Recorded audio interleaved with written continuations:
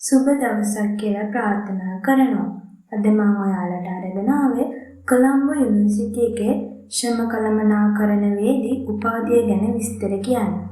ඉතින් මේ කොළඹ යුනිවර්සිටි එක මගින් පවත්වනු ලබන ශ්‍රම කළමනාකාරවේදී උපාධිය මානව සම්පත් අභිවර්ධන ආයතනය මගින් පවත්වනු ලබන වසර 3ක අධ්‍යයන කාලයකින් යුක්ත පාඨමාලාවකි.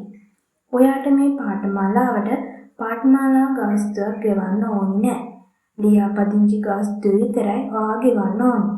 ඔයාට මෙම පාඨමාලාව සිංහල ඉංග්‍රීසි ඕනෑම මාධ්‍යයකින් හදාරන්න පුළුවන්. දැන් බලමු ඔයාට මෙම පාඨමාලාවට ඇතුල් වීමට ඔයාට තියෙන්න ඕන සුදුසුකම් මොනවද කියලා.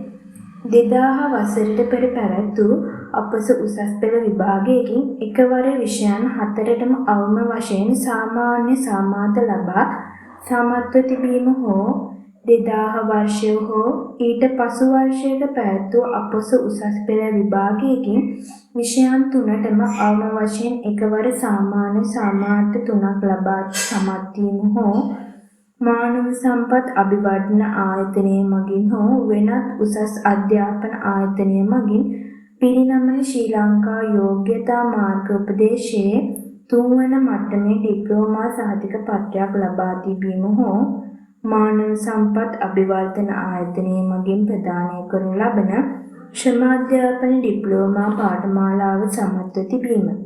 වයස අවුරුදු 22කට නොඇති අයෙකු වීම. රාජ්‍ය හෝ පෞද්ගලික අංශයේ රැකියාවක නිරත වූවකු හෝ සංරැකියාවක නිරත වූවකු වීම.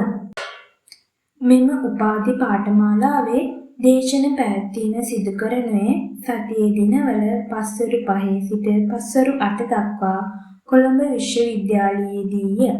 ඔයා ඉංග්‍රීසි මාධ්‍යම පාඨමාලාව හැදෑරීමට බලාපොරොත්තු වෙනවා නම් සැලකිය යුතු කාරණාවක් තියෙනවා. ඒ තමයි ඉංග්‍රීසි මාධ්‍යම පාඨමාලාව හැදෑරීමට ශිෂ්‍ය සංඛ්‍යාවක් නොසිටියහොත් සිංහල මාධ්‍යම පමණක් පාඨමාලාව පවත්වනු ලබයි. ඔයා ආයුධම් කළ යුත්තේ ඔන්ලයින් ක්‍රමය ඔස්සේ පමණයි. වීඩියෝ එකේ පෙන්වලා තියෙන වෙබ් අඩවියට ගිහින් ආයුධම්පත ඔයා නිවැරදිව පිරවිය යුතුයි. මම ලින්ක් එක පහළ ඩිස්ක්‍රිප්ෂන් බොක්ස් එකේ දාන්නම්. ආයුධම්පත සමග ඔයා උඩුගත කළ යුතු ලිපි ලේඛන කිහිපයක් තියෙනවා. ඒවා තමයි සේවා ස්ථානයේ ප්‍රධානියාගෙන් ලබාගත් සේවා කාලය සහ දැනට සේවයේ යෙදී සිටින බවට දැක්වෙන සේවා සහතිකය ස්කෑන් කර උඩුගත කළ යුතුයි.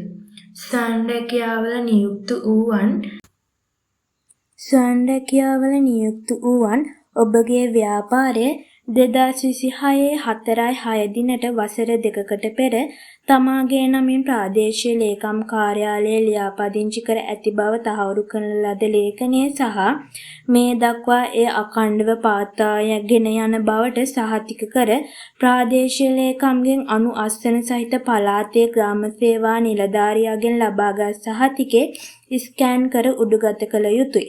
පාඨමාලා ආයුධම්පත් ගාස්තු වන රුපියල් 2000ක මුදල් ගෙවීම් කිරීමට ලබා දී ඇති සබදිය හරහා ගෙවීම් කර ලැබෙන රිසිට් පත උඩුගත කළ යුතුය. විභාග දෙපාර්තමේන්තුවෙන් ලබාගත් අපොස උසස් පෙළ විභාග සහතිකය ස්කෑන් කර උඩුගත කර යුතුය. උපැන්න සහතිකයද ස්කෑන් කර උඩුගත කළ යුතුය. ආයුධම්පත බාර ගන්නා අවසාන දිනය වෙනුවේ 2026 මාර්තු 31ය. ඔයා මෙම පාඨමාලාව හැදෑරීම සඳහා සුදුසුකම් නොලබන්නත් හේතු තියෙනවා. ඒවා තමයි දැනටමත් ඔබ පිළිගත් විශ්වවිද්‍යාලයක ප්‍රථම උපාධියක් ලබා ඇතනම් හෝ දැනටමත් ඔබ මෙම විශ්වවිද්‍යාලයෙන් හෝ වෙනත් විශ්වවිද්‍යාලයක උපාධි පශ්චාත් උපාධි පාඨමාලාව සඳහා ලියාපදිංචි වූ හෝ ලියාපදිංචි වී ඇති ශිෂ්‍යයෙක් නම් ඔයාට මෙම පාඨමාලාවට සුදුසුකම් නොලබන්න පුළුවන්. එහෙනම් මේ වගේ තවත් වැදගත් වීඩියෝ මම ඉස්සරහට අරගෙන එනවා. එහෙනම් The Career YouTube channel එක subscribe කරලා තියාගන්න. ගිහින් එන්න.